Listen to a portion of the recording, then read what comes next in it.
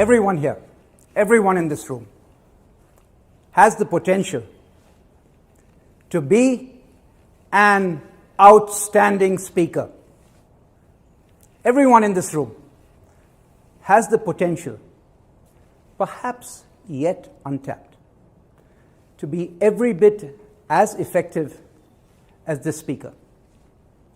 This is President John F. Kennedy campaigning more than 50 years ago. He's the gold standard, widely accepted to be a master of the craft. And we will use him today as a competence model, someone we could try to model ourselves on. Now, some of you may be thinking, a typical motivational speaker coming up with this nonsense, I can be as good as JFK. To allow me to make a counterpoint, and it's this. It always seems impossible until it gets done. It always seems impossible until it gets done. I can vividly remember the first meeting that Rashid came to, and he gave a speech and it just blew everyone away. Who is this guy? I remember thinking, turns out Rashid was a veteran Toastmaster, had given many speeches before, but at that point I was hooked. I wanted to know how he had gotten so good and what made him so good. How I got into the world of engineering. Now, how did I get into the world of public speaking? This is a more unique story. I believe that the seed was planted in me in the early 1970s. My late father was a mesmerizing speaker. He was a leader in Rotary International, and he would travel from club to club to town to town. And sometimes he'd take us along. 1971. I wish you could have been there. You would have heard him say this to his audience. In New Zealand, there's a tourist attraction.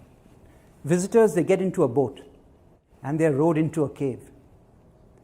And it gets darker and darker and darker until they are surrounded by a darkness like no other, the darkness of a cave. And the tour guide calls, silence. And after a while, you see a tiny little flicker. It's a firefly. A sparkle, another one. Hundreds, tens of thousands. And the cave comes awash with light. Darkness is dispelled by light. And then my father would remind his audience, and through me, he reminds all of you now, that you and I, we are like individual fireflies. With our tiny lights alone in this world, we cannot dispel darkness anywhere. But if we come together, citizenship ventures, charitable projects, together, despite our tiny lights, we can dispel darkness anywhere, everywhere. Rashid is the type of speaker that just emanates energy whenever he's speaking, and it makes you want to just hang on to every single word and idea that is coming across. He is extremely persuasive. He is extremely creative in the way that he delivers his speeches, and truly no speech that he ever gives is quite the same. And I think that's one of the things that I like so much about Rashid. Like I mentioned earlier, he's very creative in his delivery, and nothing's ever quite the same. I think this is part of what makes Rashid such a powerful speaker, in that every time he is leveraging different strings in every speech, and he's got a lot of them. That seed, were it not for that seed, I wouldn't be standing in front of you today. So here I am in two separate worlds, and I am determined to bridge them across the globe. Let me summarize the complete talk.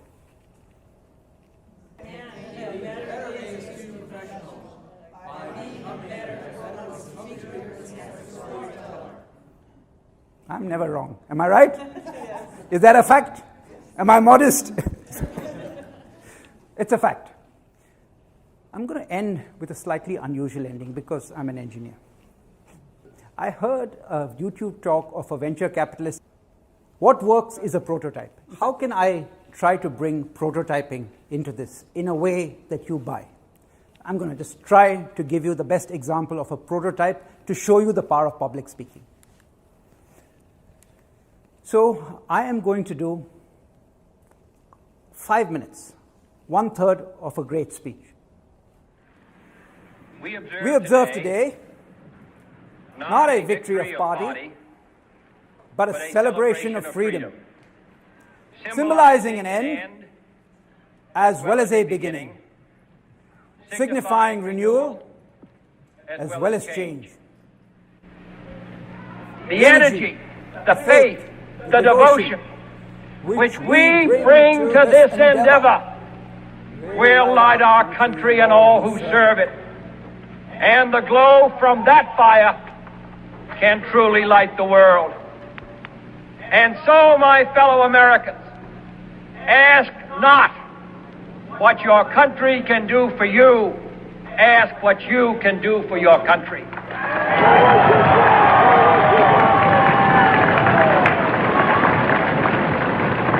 My fellow citizens of the world, ask not what America will do for you, but what together we can do for the freedom of man. I want to stress to you, this is a prototype. This is not about the greatness of John F. Kennedy, though greatness aplenty he has. It is a demonstration of the power of public speaking which is available to everyone in this room. It is an example, a competence model of what happens when a young man comes to relish oratory, to champion it, and leave us with this legacy. Every leader can be a better leader by being an expert public speaker. Every one of you in this room, you are a leader. We need inspiration. Because in order to build our companies, our communities, our country, we must all exceed our own expectations. Every ASQ professional can aspire to greatness in public speaking.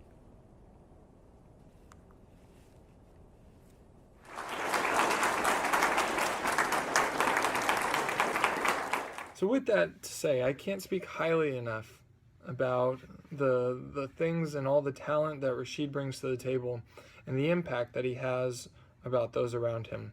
I can't recommend him enough. He is one of the best speakers I've ever seen. Hi, I'm Brittany with B Miles Media, and I've been filming Rashid's presentations for quite some time now. And I think what makes him stand out as a speaker from any of the other corporate events that I've shot is how captivating he is. He's really engaging with his audience, both in his presence and in his information, and I think that's just really unique for a speaker. My favorite topic that he spoke on has been on flow. 145 years ago, a man, a geologist from Switzerland, Albert Heim, a man deeply committed to science, being rational. He went with one brother and a few friends mountaineering in the Alps. A gust of wind caught his hat. He reached out without thinking, lost his balance, fell sideways. He flipped over, started spinning, rocketed towards the edge of the cliff. He was airborne for more than 60 feet. That would be 2 to 3 seconds. Now, under normal circumstances, this should be a terrifying experience. But Albert Heim, who survived the fall and investigated what happened to him very deeply, didn't find it terrifying. This is what he wrote. I dropped into another dimension. My senses, they were incredibly heightened. My vision was panoramic. Time stopped. I looked up. I saw the faces of my brother and my friend, horrified expressions. But me, I felt no anxiety. I felt not even a trace of despair. No pain at all. What I did feel was a calm seriousness. What I did feel was a profound acceptance of everything that was happening. But most of all, what I felt was a dominant mental quickness. A dominant mental quickness. The fall's about 2 seconds. Let's give him 4 or 5. This is what he said he remembers happening in the fall. I saw everything in slow motion. I had time to survey all the territory. I started making plans. I imagined a scenario where I had minor injuries. I then imagined one where I had serious injuries. Then I began to make rescue plans. I'm going to bounce here, I'm going to bounce there, I'm going to land here. Then I thought, I'm not really going to survive this fall. All of this, 2 to 4 seconds. Then I thought, oh God, I have to give a lecture at Oxford University next week. This was to be my first lecture in that hallowed university. What a pity.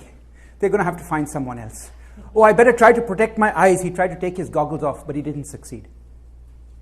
All of this in 2 seconds. Then he said, I said goodbye to all my family and my friends. Then I heard divine, heavenly music. And then I heard a thud and my fall was over. So this man, deeply committed to science, says, how did I get into such a profoundly altered state? What happened? Let me be a detective. Let me start thinking. What does Albert Heim do? He says, let me start with a survey. He finds 32 other people who had near fatal falls. And to his astonishment, he finds that more than 90% report a similar experience. This is something I have to study. 21 years later, he writes a paper, an essay, Remarks on Fatal Falls. And to us, this is the first known systematic or scientific study of these profoundly altered states. And today we call the state flow. Flow is a state of body and mind where we perform our best. How can you not want to be in flow when you're doing your work? And if that's not enough, normally it's in a state where we feel our best. We feel alive, we feel flourishing, we feel a complete sense of mastery over what we're doing. Effortlessness. The rise of Superman. And I couldn't believe what I was reading. These are extreme athletes who are mathematicians and PhDs in speaking multiple languages, and they had this experience and they were determined to figure out what was happening. And as I kept reading it, I kept saying to myself, this is the future. What is happening here is the future. And after reading it many times, I noticed a strange thing. Suppose you could grant me any wish. Anything at all. Some coaches say that if you want something, what would it be? Now, normally I would say many $1 million and houses and planes and yachts. But as I began to think about it, what do I really want? I began to say that I would like to get into this state, specifically when I'm dealing with people. If I'm dealing with you and the rest of the world vanishes, that's what I want. Flow. And I think it's because it can apply to anybody in the work that they do or that they want to get better at. And so it allowed me to follow up about the topic in his book, which I'm really grateful for.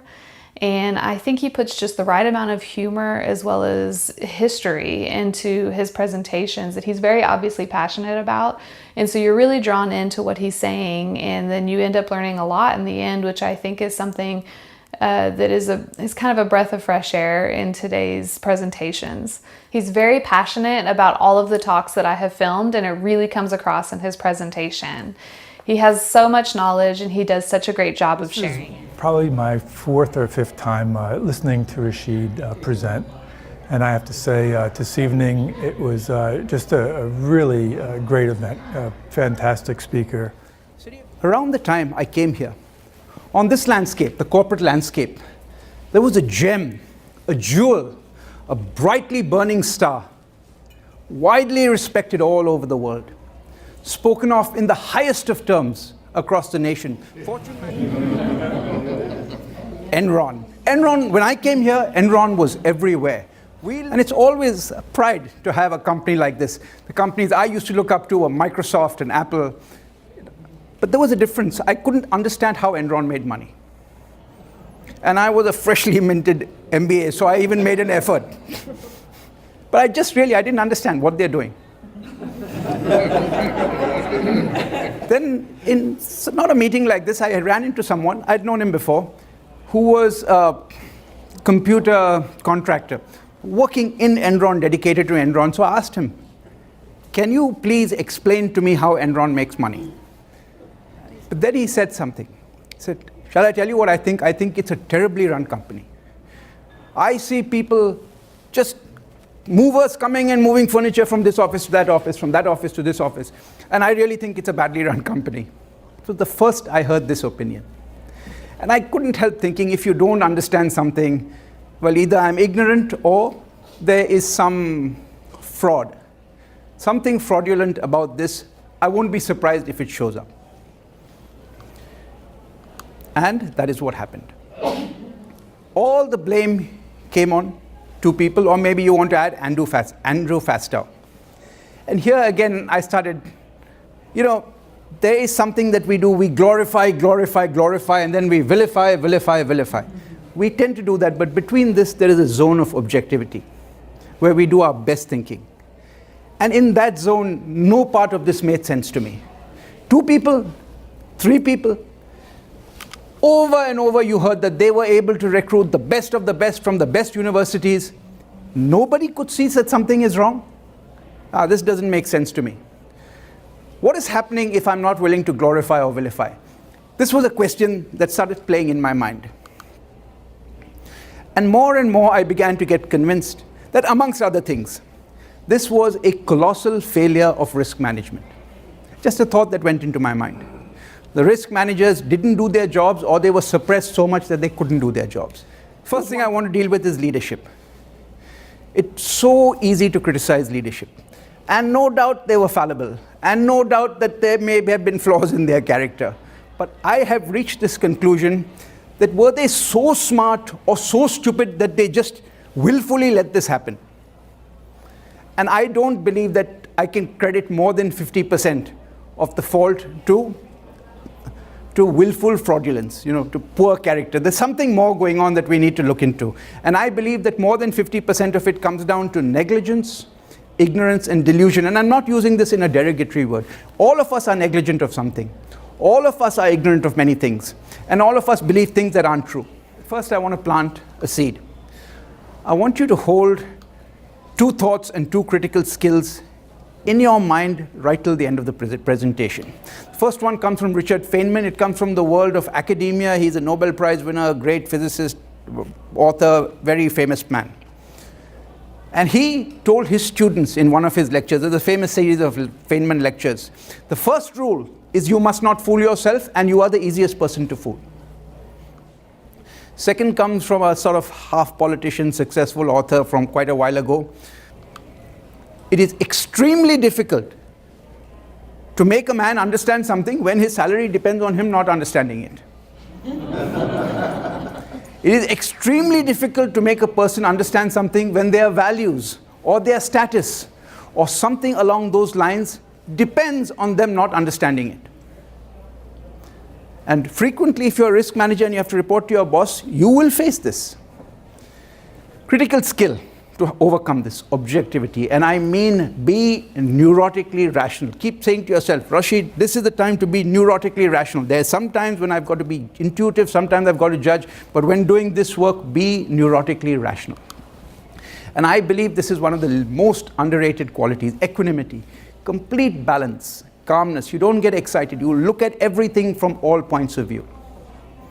It's one of the highest skills to develop even in your relationships with others. Equanimity comes down to this: be unattached to whatever the outcome is. Whichever way the data takes me, whatever conclusions I have to reach, I'm not going to be attached to it. It's a great skill to develop. And the second one, I'll just touch on it now, because none of you will think it's essential to risk management. I'll make my case later on. Be willing to campaign. Be willing to persuade. I want you to vote for risk management. Look at it like an unending task. Not me give you my report and walk away.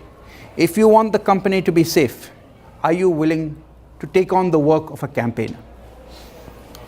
Rashid just captures you. He grabs you, he pulls you in, and an hour and a half later, there's so many facts coming. I'm starting to get tired, but yet he just keeps on pouring it on and sucking you into learning things that you haven't been exposed to before because he's so well read, and then tying this all together, and he brings it all around in a very nice closed loop way. And